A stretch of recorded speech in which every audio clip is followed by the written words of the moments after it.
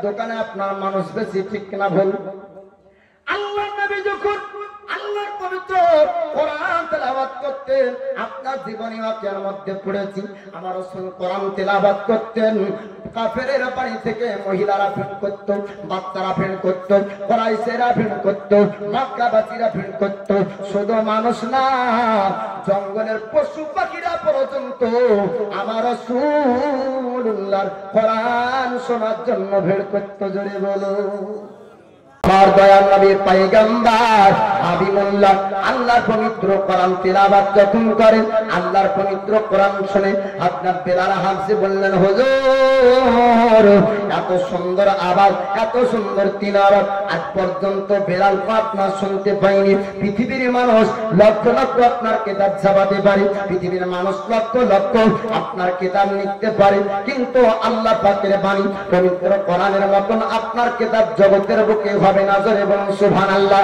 মক্কাবাসীরা বলতো মুহাম্মদ আরবি জানে, মুহাম্মদ পল্লীগ্রাম দেহাতিতে বড় হয়েছে, পিওর আরবি মুহাম্মদ জানে, তাই হয়তো আরবি গুলা বাক্য বানিয়ে বানিয়ে মানুষকে শোনায়। আবু তালিব বলেছিলেন, ভাতিজা মুহাম্মদ আপনি কি বানিয়ে বানিয়ে তেলাওয়াত করেন? আল্লাহর নবী বলেছিলেন, চাচা গো আমি মুহাম্মদ ঝুট মিথ্যা কথা বলি না, বানিয়ে বানিয়ে তেলাওয়াত করি না। আমার আল্লাহ পাক আল্লাহ তাআলা জিবরিলের মারফতে লাউহে মাহফুজ থেকে আমার উপর কোরআন অবতীর্ণ করে। জোরে বলুন সুবহানাল্লাহ। আল্লাহ পাক নাজম সূরা 27 পারার মধ্যে জানিয়ে দেন, ওয়া মা ইয়ানতিকু আনিল হাওয়া ইন হুয়া ইল্লা ওয়াহিয়্যুন ইউহা।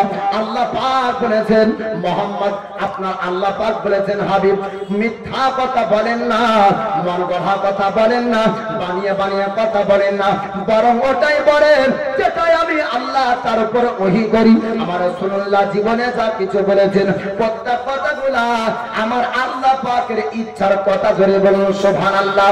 বেলাল হাফসি বললেন, হুজুর এই পবিত্র বাণী আমি তেলাওয়াত শোনার পরে আমি রোজ রোজ আপনার কাছে তেলাওয়াত শুনতে চাই। হুজুর আমি উমাইয়া বিন খালফের গোলাম, আমাকে হয়তো আঘাত করবে, আমাকে শাস্তি দিবে, কিন্তু আমি প্রতিদিন আপনার কাছে আল্লাহর কোরআন শুনতে আসবো। বেলাল হাফসি এবার মুসলমান হয়ে গেলেন। মুসলমান হওয়ার পরে বন্ধুর সঙ্গে উমাইয়া বিন খালফের বাড়ি যায়, আর উমাইয়া বিন খালফ জানতে পারলো বেলাল মুহাম্মাদের কাছ থেকে আসে। এবার জানিয়ে গেল, সঙ্গে জিজ্ঞাসা করে, ও বেলাল একটু জানিয়ে দাও তুমি আমার বাড়ি থেকে কোথায় গিয়েছিলে? আল্লাহ নবীর সাহাবী হযরতে বেলাল বলেছিলেন, ওরে উমাইয়া বিন খালফ তুই শোন শোন শোন, আমার জবানের যতক্ষণ পর্যন্ত জান থাকবে মিথ্যা বের হবে না।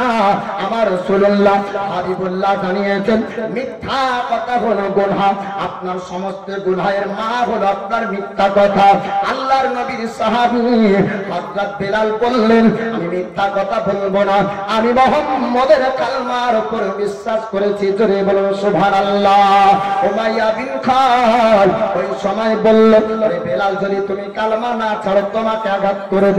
আল্লাহর নবী সাহাবী বললেন, যদি আঘাত করতে চাস আঘাত কর, আমি কালমা ছাড়তে পারবো না, নবী বলবো না, আমি ইসলাম ধর্ম ত্যাগ করবো না। আল্লাহর পবিত্র কোরআন শুনেছি, আল্লাহর বাণী শুনেছি, ইসলাম ধর্ম বুঝেছি, শ্রেষ্ঠ ধর্ম ইসলাম ধর্ম, আল্লাহর পছন্দের ধর্ম ইসলাম ধর্ম, শান্তির ধর্ম ইসলাম ধর্ম, ইসলাম ধর্মের মধ্যে খারাপই পাওয়া যায়নি। ওরে উমাইয়া আমি ধর্ম বেছে নিয়েছি, আমার ইচ্ছা অনুযায়ী আমি ও ধর্ম ত্যাগ করব না। করে বলো। উমাইয়া বিন খালফ বারবার জিজ্ঞাসা করে, বেলাল তুই যদি এই ধর্ম না ছাড়িস তোর উপর আঘাত হবে। আল্লাহর নবীর সাহাবী বেলাল হাফসি বললেন, উমাইয়া আমায় আঘাত করতে চাস আমায় আঘাত কর, চাবুক মারবি চাবুক মার, কিন্তু আমি কালমা ছাড়বো না, ইসলাম ধর্ম ত্যাগ করবো না। আবার বেলাল হাফসিকে আঘাত করা হলো, চাবুকের আঘাত করে। এবার জিজ্ঞাসা করলো, বেলাল একটু জানিয়ে দাও, যদি তুমি কালমা ছেড়ে দাও, যদি ইসলাম ধর্ম ত্যাগ করে দাও, তবে তোমাকে আর আমি আঘাত করবো না, তোমাকে গোলাম রাখবো না, তোমাকে গোলাম থেকেও আজাদ করে দিব। আল্লাহর নবী সাহাবী বললেন, না আমি ইসলাম ধর্ম ত্যাগ করবো না, আমি কালমা আপনার কালমা ছাড়বো না। এবার বেলালকে একটা কারাগারে জেলখানায় বন্দী করা হলো। সেনাবাহিনীদেরকে ডাক দিল, ও সেনাবাহিনীরা, ওই বেলালকে একটা কারাগারে বন্দী করো, জেলখানায় বন্দী করো। বেলাল যেন বাড়ির বাইরে না যেতে পারে, জেলখানা থেকে যেন বের হতে না পারে, এইরকম একটা কারাগার বন্ধ ঘরে আপনার বন্দী করা হলো। আল্লাহ নবীর সাহাবী হযরত বিলাল, তিনি আপনার কারাগারে বন্দী থাকলেন। কিছুদিন আপনার কেটে গেল, আমার রাসূলুল্লাহ মহব্বতের প্রাণ আপনার উঠেছে। আপনার বিলাল হাবশী জেলখানা কারাগার থেকে আমার রাসূলুল্লাহর কাছে যাবেন। রাতারাত্রিতে গভীর রাত যখন হয়ে গেল, অনেক চেষ্টা করার পরে কারাগার জেলখানা থেকে আপনার বের হতে পারলেন। আল্লাহ নবীর কাছে গেলেন, যাবার পরে বলে, হুজুর, কয়েকদিন আমি কারাগারে বন্দী ছিলাম, আমার পিঠে চাবুকের আঘাত করেছে, আমাকে অনেক আঘাত করেছে, মেরেছে। ইয়া রাসূলুল্লাহ, ইয়া হাবিবাল্লাহ, ওগো আল্লাহর নবীজি, আমাকে খাবার পর্যন্ত তারা দেয়নি, পান করতে দেয়নি। আমি সব সময় কালেমায়ে তৈয়ব পড়েছি, জোরে বলো। আল্লাহর নবী হাবিবুল্লাহ বেলালে হাবশীকে খাবার খাওয়ালেন, পান করালেন। আল্লাহর নবীর সাহাবী বলে, হুজুর, আল্লাহর পবিত্র বাণী শুনতে চাই। আল্লাহ পাকের বাণী পবিত্র কোরআন আপনার শোনানো হলো, হাদিসের বাণী আপনার শোনানো হলো। বেলালে হাবশী বলে, হুজুর, যদি আবার উমাইয়া বিন খালদ জানতে পারে, আমাকে আবার আঘাত করবে। রাতারাত্রিতে আমি কারাগারে চলে যাব, রাতারাত্রিতে জেলখানায় চলে যাব। রাস্তায় চলতে লাগলে বেলালে হাবশী কারাগার জেলখানায় যাওয়ার জন্য রাস্তায় দাঁড়িয়ে উমাইয়া বিন খালদ সেনাবাহিনীদেরকে নিয়ে আপনার দাঁড়িয়েছিল। বেলালকে জিজ্ঞাসা করলো, বেলাল, একটু জানিয়ে দাও তুমি কোথায় থেকে আসছো? বেলাল হাবশী সত্য কথা বলেন, ও মালিক উমাইয়া, আমি রাসূলুল্লাহর কাছে গিয়েছিলাম আল্লাহর পবিত্র কোরআন শোনার জন্য, আমি নবীর কাছে গিয়েছিলাম হাদিসের বাণী শোনার জন্য, আমি ইসলামের শিক্ষা বর্জন করার জন্য। উমাইয়া বিন খালদ বলল, ওরে বেলাল, শোন শোন, যদি তুই কালমা না ছেড়ে দিস, ইসলাম ধর্ম ত্যাগ যদি না করিস, তবে তোকে আবার আঘাত করব। বেলালে হাবশী বলেছিলেন, ওরে উমাইয়া, শোন শোন, আমাকে যত আঘাত করবি তুই কর, কিন্তু আমি রাসূলুল্লাহ ভুলব না। এ হলো নবীর প্রেম। আল্লাহর নবী বলছেন, লা ইউমিনু আহাদুকুম হাত্তা আকুনা আহাব্বা ইলাইহি মিন ওয়ালিদিহি ওয়া ওয়ালাদিহি ওয়ান নাসি আজমাইন, রাওয়াহুল বুখারী। তোমরা ততক্ষণ পূর্ণ মুমিন হবে না যতক্ষণ পর্যন্ত তোমার পিতামাতা, সন্তান সন্ততি, ধন সম্পদ অপেক্ষা বেশি আমাকে ভালো না বাসবে, জোরে বলুন। তো আমরা বলি নবীর দিওয়ানা, কিন্তু এরকম পরীক্ষা আমাদের উপর হয়েছে? এরকম পরীক্ষা হয়নি। আমরা শান্তির ধর্ম, ইসলাম ধর্ম খুব সহজে পেয়েছি না বা? হাজারো হাজার লক্ষ লক্ষ মুসলমানদের রক্তের পরিবর্তে ইসলাম পেয়েছি, জোরে বলুন সুবহানাল্লাহ। এই বেলালে হাবশী বলছেন উমাইয়া বিন খালদকে, আরে উমাইয়া শোন, জীবন আমি কোরবান করতে রাজি, নবীর প্রেম ছাড়তে রাজি না, বলুন সুবহানাল্লাহ। আল্লাহর নবীর সাহাবী হযরত বেলাল বললেন, উমাইয়া, আমাকে যদি তুই মেরে ফেলিস, আমাকে যদি তুই কতল করে দিস, জানকে কুরবান করব, আমি রাসূলুল্লাহর কালমা শুনব না, ইসলাম ধর্ম ত্যাগ করব না। ওই সময় উমাইয়া বিন খালদ বলল, বেলাল, তুই তো আমার বাড়ির গোলাম, তুই তো আমার বাড়ির ক্রীতদাস, আমার বিনা অনুমতিতে তুই কেমন করে একটা ধর্ম পছন্দ করতে পারিস? ওই সময় বেলালে হাবশী আমার রাসূলুল্লাহর সাহাবী বলেছিলেন, ওরে উমাইয়া, শোন শোন, আমি তুই তোর সমস্ত কাজের হুকুম তোর শুনতে পারি, কিন্তু না না, আমি ধর্ম পছন্দ করব, ঈমানের ব্যাপারে তোর আমি পরামর্শ নিব না, তোর সিদ্ধান্ত নিব না, তোর মতে আমার দরকার নাই। আমার আল্লাহ আমাকে সৃষ্টি করেছে, আমার জানের মালিক হলো আমার আল্লাহ, জোরে বলুন সুবহানাল্লাহ। উমাইয়া বিন খালদ বলল, ওরে সেনাবাহিনীরা, এর উপর আঘাত করতে হবে। বেলালকে আঘাত করো, চাবুকের আঘাত করো। রাত্রি বেলাতে বেলালের হাফসির পিঠে আপনার আবার চাবুকের আঘাত করা হলো। চাবুকের আঘাত করতে করতে যখন পিঠে আপনার রক্ত প্রবাহিত হয়ে যায়, উমাইয়া জিজ্ঞাসা করলো, বেলাল একটু জানিয়ে দাও, তুমি আপনাকে কালমা ছাড়বে, ইসলাম ধর্ম ত্যাগ করে আমাদের বাপদাদার ধর্মের মধ্যে আসবে? আল্লাহর নবীর সাহাবী বলেছিলেন, না না, আমি জীবনকে কোরবান করব, কিন্তু আমি রাসূলুল্লাহ কালেমা ত্যাগ করব না। বলুন সুবহানাল্লাহ। আল্লাহর নবীর সাহাবী বেলাল বলেছিলেন, ওই উমাইয়া শোন, আমি জীবন তো কোরবান করব, কালেমা ছাড়ব না। মার মার, যত আঘাত করার ইচ্ছা আছে আঘাত করে নে।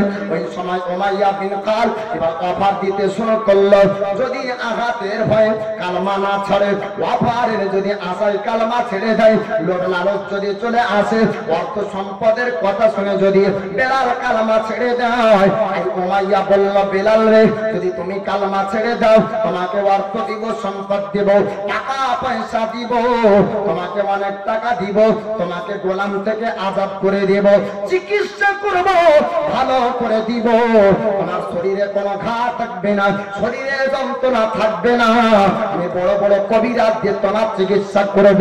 আল্লাহর নবীর সাহাবীর মধ্যে আমার রাসূলুল্লাহর এত মহব্বত, প্রেম, ভালোবাসা এসেছিল, দুনিয়ার অর্থ টাকাকে আপনার কোরবান করতে পারে, কিন্তু নবীর মহব্বত ছাড়তে পারে না।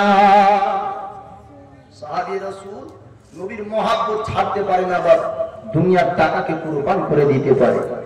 আল্লাহ নবীর সাহাবী বেলাল হাফসি বললেন, উমাইয়া, আমায় টাকায় লোভ ধরাস না, আমাকে ধন সম্পদের লোভ ধরাস না। আল্লাহর নবীর কালমা পড়েছি, আমি নবীকে ভালোবেসেছি, ইসলাম ধর্মের মধ্যে এসেছি, আমি এই ধর্ম ত্যাগ করব না, আমি নবীকে ছাড়ব না, নবীর কালমা বলবো না। আবার চাবুকের আঘাত করে আল্লাহর নবীর সাহাবী হযরত বেলাল আহাদ আহাদ বলে, আমার রাসূলুল্লাহকে আপনার স্মরণ করে কালমা তৈয়ব পড়ে, রাত আপনার গভীর হয়ে গেল। উমাইয়া বলল, ওরে সেনাবাহিনীরা, একে একটা গাছের মধ্যে বেঁধে রাখো, একটা গাছে বাঁধা থাকবে, সারা রাত কেটে যাবে, আপনি বেলায় যন্ত্রণায় ছটফট যখন করবে, জান যখন বাঁচাতে চাইবে, আমাকে হয়তো বলবে কালমা ছেড়ে দিব, পরের দিন সকাল বেলায় বেলালকে চিকিৎসা করব। সারা রাত একটা গাছের মধ্যে বাঁধা থাকলো, সারা রাত আপনার একটা গাছে বেঁধে রাখলো। আল্লাহর নবীর সাহাবী হযরত বেলাল হাবশী সারা রাত ধরে আমার রাসূলুল্লাহর কালমা পড়ে, সারা রাত গাছে বাঁধা দয়ার নবী, মায়ার নবীর কালেমার বাণী পড়ছেন, আহাদ আহাদ শব্দ ব্যবহার করে হযরত বেলাল হাবশী রাত আপনার অতিবাহিত করে আপনার সকাল হয়ে গেল। উমাইয়া বিন খাল, ওই পাপী আপনার জালিম, ওই যে আপনার জালিম সর্দার আবার সেনাবাহিনীকে নেবার পর বেলাল হাবশীর কাছে আপনার চলে গেল, মরুভূমির কাছে বেলাল হাবশীকে আপনার বাধা হয়েছিল। আল্লাহর নবীর সাহাবী বেলালকে জিজ্ঞাসা করলেন, বেলাল রে, সারা রাত তোমার কেটে গেল, তুমি কি সিদ্ধান্ত নিয়েছো একটু জানিয়ে দাও, তুমি কি কালমা ছাড়বে, ইসলাম ধর্ম কি ছাড়বে? আল্লাহর নবীর সাহাবী বলেছিলেন, না না, আমার জীবনকে কুরবান করব। ওরে উমাইয়া, আমি রাসূলুল্লাহর কালমা ছাড়ব না। আল্লাহর নবীর সাহাবী বেলাল বললেন, উমাইয়া, সারা রাত একবারও বেলাল নিজের শরীরের যন্ত্রণার করেনি, সারা রাত কালেমা তিলাওয়াত করেছে। বেলাল সারা রাত ধরে দয়ার নবীর কালেমা পড়েছে, বেলাল নিজের জানের চিন্তা একবারও করেনি। জোরে বলুন সুবহানাল্লাহ। উমাইয়া বিন খাল বলল, ওরে বেলাল, তবে তোমাকে আবার আঘাত করা হবে, এখনো সময় আছে, তুমি সিদ্ধান্ত করো, তুমি কি নিজের জান বাঁচাতে চাও, তুমি কি নিজে বাঁচতে চাও? আল্লাহর নবী সাহাবী বললেন, না না, রাতের মধ্যে সারা রাত আমার শরীর থেকে রক্ত ঝরেছে, আমি বিলাল একবারও জানের চিন্তা করিনি। খালি আমার রাসূলুল্লাহ চেহারা দেখতে মন চায়। আল্লাহর নবীর সাহাবী আপনার বিলাল বললেন, উমাইয়া রে তুই আঘাত কর, আঘাত কর, আমার কোনো অসুবিধা হবে না। আমি রাসূলুল্লাহ নূরানি চেহারা যদি দেখে নি, আমার শরীরের যন্ত্রণা ভুলে যাবো। জোরে বলো। আবার সেনাবাহিনীকে বলল, ওরে আমার সেনাবাহিনীরা বেলালকে আঘাত করো। এখনো পর্যন্ত বেলালের তেজ আছে, এখনো বেলালের শক্তি আছে। বেলালকে আবার আঘাত করা হলো। আল্লাহর নবীর সাহাবী হযরত বেলালকে আবার চাবুক মারে। চাবুকের আঘাত মারতে মারতে রক্ত করে যায়, শরীরে ঘা হয়ে যায়। আল্লাহর নবীর সাহাবী বেলালের আস্তে আস্তে শরীরটা দুর্বল হয়ে যায়, হাত চলা বন্ধ হয়ে যায়, পা চলা বন্ধ হয়ে যায়, কিন্তু জবানে আল্লাহর নবীর পবিত্র আপনার কালেমা তিলাওয়াত করে। বেলালে হাফসিকে একজন সেনাগার যাওয়ার পর জিজ্ঞাসা করে, ওরে বেলাল কেন তুমি ওয়ালাকা তোমার জীবনকে হারাচ্ছ? এখনো সময় আছে, একবার ইশারা করে বলো, বাপ দাদুর ধর্মের মধ্যে তুমি ফিরে আসবে, তোমাকে চিকিৎসা করাবো, তোমাকে ভালো করে দিব, অর্থ সম্পদ দিব, আরবের একজন ধনী বানাবো, মক্কার একজন ধনী হবা। ওগো বেলাল সময় আছে, এখনো তুমি তোমার সিদ্ধান্ত ঠিক করে নাও। আল্লাহর নবীর সাহাবী হযরত বেলাল বলেছিলেন, না না জীবন কুরবান করব, আমি রাসূলুল্লাহর কালেমা ছাড়ব না। জোরে বলুন সুবহানাল্লাহ। আল্লাহর নবীর সাহাবী বেলালকে এত আঘাত করার পর যখন কালেমা ছাড়তে পারল না, উমাইয়া বিন খালদ বলল, ওরে আমার সেনাবাহিনী তোমরা শোনো শোনো, এইরকম ভাবে বেলাল কালেমা ছাড়বে না। দুটো ঘোড়া নিয়ে আসতে হবে, দুটো তেজা আলা ঘোড়া নিয়ে আসতে হবে, দুটো সম্বল ভালো আপনার ঘোড়া আনতে হবে, জোরালো দুটো ঘোড়া আনো, তাদের পায়ে দুটো রশি বেঁধে দাও, আর বেলালের দুই হাতে দুটো রশি বেঁধে দাও। মরুভূমির পানিতে চক্কর লাগাও। মরুভূমির পানিটা আরবের বুকে যারা হজ করতে গিয়েছেন বাবা, তারাই জানে এই মরুভূমির পানিতে যখন রোদ্রের তাপ পড়ে কেমন অবস্থা আপনার হয়। মানুষ পায়ে হেঁটে মরুভূমির বালিতে চলতে পারে না, উটের পিঠে চড়ে মরুভূমির বালি পার হতে হয়। আল্লাহর নবীর সাহাবী হযরত বিলালকে হাতে আপনার রশি বাঁধা হলো, আর আপনার ঘোড়ার পায়ে রশি বাঁধলো, পুরো মরুভূমির পানিতে আপনার চক্কর লাগায়। আল্লাহর নবীর সাহাবী হযরত বেলালের ঘা ভরা শরীরে যখন আপনার গরম পানি পড়ে, আল্লাহর নবীর সাহাবীর চোখ দিয়ে আপনার পানি ঝরে কাঁদে আর আহাত আহাত বলে। দয়ার নবীর সাহাবী পুরো পানির চক্কর লাগানোর পরে একটা জায়গায় রাখা হলো। জিজ্ঞাসা করেছিল উমাইয়া বিন খালদ, ওরে বেলাল এখনো তো সময় আছে, তোমার এখনো আত্মা নামক বস্তু রূহ তোমার মধ্যে আছে, যদি এখনো তুমি ইশারা করে কালেমা ছেড়ে দাও, ইসলাম ধর্ম ছেড়ে দাও, তোমাকে চিকিৎসা করে ভালো করব। হযরত বেলাল বলেছিলেন, না না আমি কালেমা ছাড়বো না, আমি ইসলাম ধর্ম ত্যাগ করব না। যে ধর্ম বেলাল বেছে নিয়েছে, জীবন যদি হারাতে হয় ও ধর্ম বেলাল হারাবে না। আল্লাহর নবীর সাহাবী হযরত বেলালের হাত পা শরীরের অঙ্গ প্রত্যঙ্গ সব চলা বন্ধ হয়ে গিয়েছিল। আল্লাহর নবীর সাহাবী হযরত বেলাল ইশারা করে বলেছিলেন, উমাইয়া রে আমি সব দিতে পারি জীবনে, কিন্তু আমি কালেমা ছাড়তে পারবো না, ইসলাম ধর্ম ত্যাগ করতে পারবো না। আল্লাহর নবীর সাহাবী হযরতে বেলালে হাবশিকে তার লক্ষ্য করে দেখলো, এত আঘাত সহ্য করে, এত জুলুম সহ্য করে, তার বিনিময়ে কালেমা ছাড়ে না, এই বেলালকে আর পারা যাবে না। উমাইয়া বিন খালদ বলল, একে একটি জায়গায় রেখে দাও, আর বেলালকে পারা যাবে না, ও কালেমা ছাড়বে না। একটি বড় পাথর আনা হলো, বেলাল যেন উঠে না চলে যেতে পারে, বেলাল যেন পালিয়ে না যেতে পারে, বেলাল যেন আবার সুস্থ না হয়ে যায়, এর বুকে একটা পাথর চেপে মরুভূমির পানিতে রেখে দাও, এই পাথর চাপানো থাকতে থাকতেই সে মারা যাবে। এমন তার মনের পরিকল্পনা উমাইয়া বিন খালদের। উমাইয়া বিন খালদ বলল, আমার সেনা বাহিনীরা একটা বড় পাথর নিয়ে আসো, আর বেলালের বুকে চাপিয়ে দাও। আল্লাহর নবীর সাহাবী হযরত বেলালের বুকে মরুভূমির বালিতে আপনার বড় একটা পাথর চাপানো হলো। বড় পাথর চাপিয়ে সেনা বাহিনীদেরকে বলল, তোমরা চলো এবার বাড়ি চলে যাই। বেলালকে আর পারা যাবে না, বেলাল আর কালমা ছাড়বে না। এত আঘাত যখন সহ্য করেছে, জীবন বের হয়ে যাবে, সে ব্যক্তি মারা যাবে, কিন্তু কালমা ত্যাগ করবে না, ইসলাম ধর্ম ছাড়বে না। উমাইয়া বিন খালদ যখন পারল না, আল্লাহ নবীর সাহাবী হযরত বিলাল আপনার বুকে পাথর নিয়ে আমার রাসূলুল্লাহর কালমা তেলাওয়াত করে।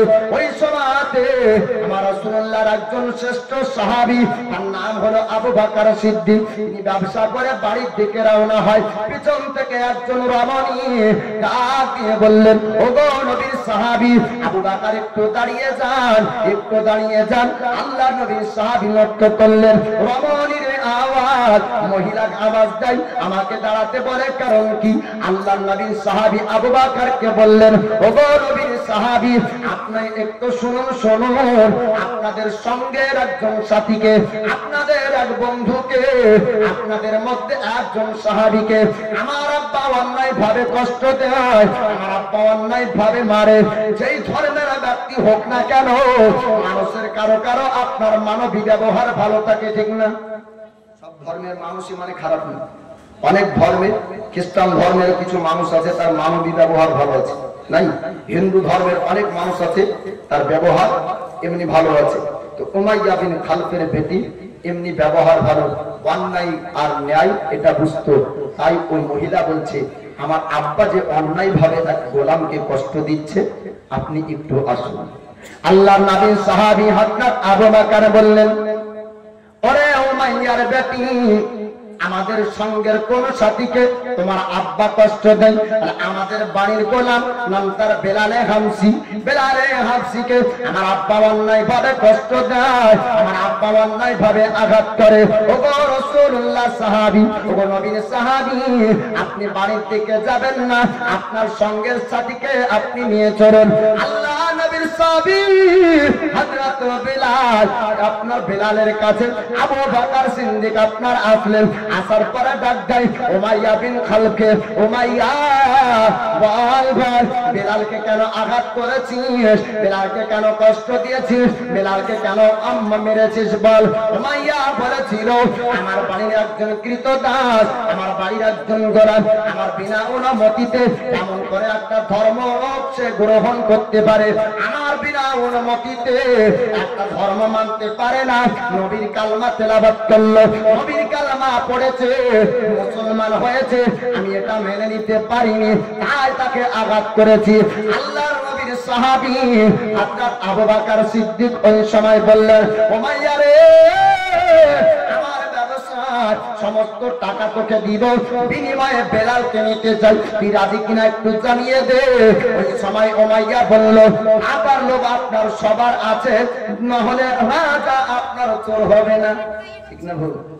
টাকার লোভ সবার আছে, মন্ত্রীও চুরি করে, নেতাও চুরি করে, কত অভাব নাই তারপরে চুরি করে কেন? উমাইয়া বিন খালদ একজন সরকার হওয়া সত্ত্বেও বলছে, আবু বকর, যখন বেলালকে আঘাত দিয়েও পারলাম না, এত মেরেছি তাও পারিনি, বেলাল তো মারা যাবে, তবে যে টাকাটা পাবো ওটাই লাভ হবে, ও টাকাটা দাও, বিনিময়ে বেলালকে দাও। আল্লাহ রাসূল হাবিবুল্লাহ তিনি আপনার জানিয়ে দেন, একজন মুসলমানের জবান থেকে আর একজন মুসলমান হেফাজত থাকবে, একজন মুসলমানের হাত দ্বারা তার একজন মুসলমান আপনার হেফাজত থাকবে, ও ব্যক্তি আপনার হবে উত্তম ব্যক্তি। 4 লক্ষ টাকা খরচ করে আপনার কাবা তওয়াফ করে, 4 লক্ষ টাকা খরচ করে মদিনার আপনার জিয়ারত করে, 4 লক্ষ টাকা খরচ করে মক্কা মদিনা ভ্রমণ করার পরে হাজী যদি হজ করে আসে, তবুও আপনার উত্তম হবে না যদি বাড়ির পাশে অসহায় কোনো গরিব ব্যক্তি না খেতে পেয়ে আপনার দিন কাটায়, ঠিক না? আপনি হজে যাচ্ছেন 4 লক্ষ টাকা খরচ করি, অথচ বাড়ির পাশে একজন গরিব ব্যক্তি খেতে পাই না, একজন এতিম ব্যক্তি কান্না করে।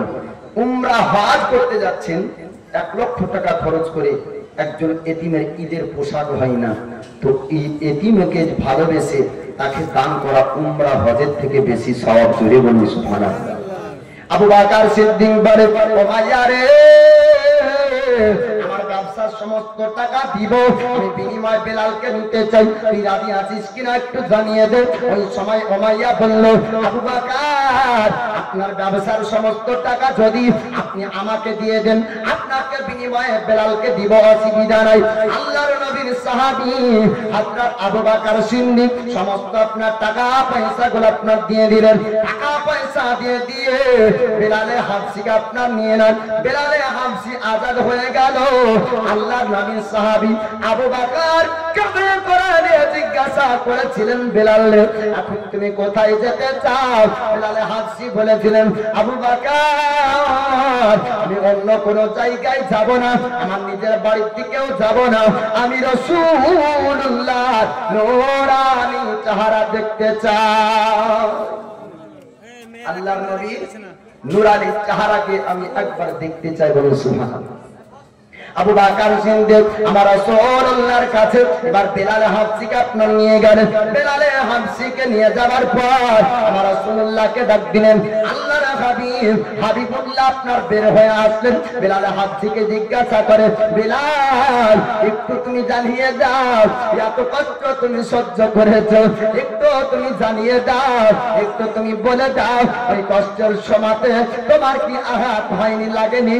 বেলাল বলে, হুজুর, আমার শরীর দিয়ে যত রক্ত প্রবাহিত হচ্ছিল, আমি যখন আহাত পড়ি, আমি কালমা যখন পড়ি, আমার শরীরের যন্ত্রণা বেদনা গুলো আমি বুঝতে পারিনি। জোরে বলুন সুবহানাল্লাহ।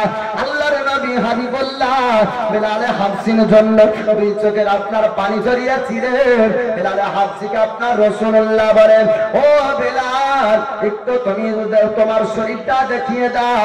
আপনার শরীরটা দেখানো হলো। আল্লাহ পাক, আল্লাহ তাআলা আমার দয়ার নবী মায়ার নবীকে এত শক্তি পাওয়ার ক্ষমতা দান করেছিলেন।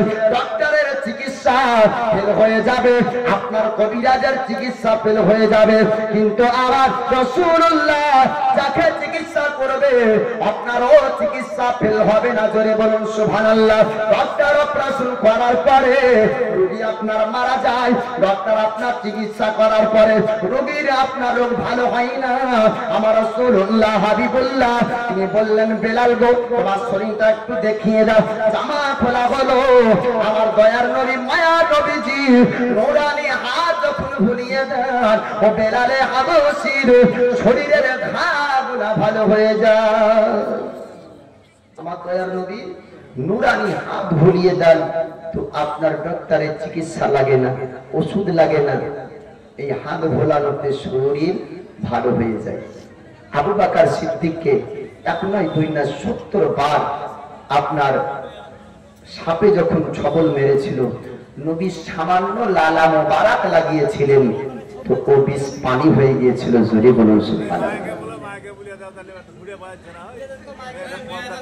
মায়েদের দিকে ছবি যাচ্ছে না, ক্যামেরাম্যান আপনাকে বলবো আপনি আসেন, মায়েরা দেখতে পাচ্ছেন, একবার দরুদ শরীফ পড়েন তো। আল্লাহুম্মা সাল্লি আলা সাইয়্যিদিনা মাওলানা মুহাম্মাদ ওয়ালা আলি সাইয়্যিদিনা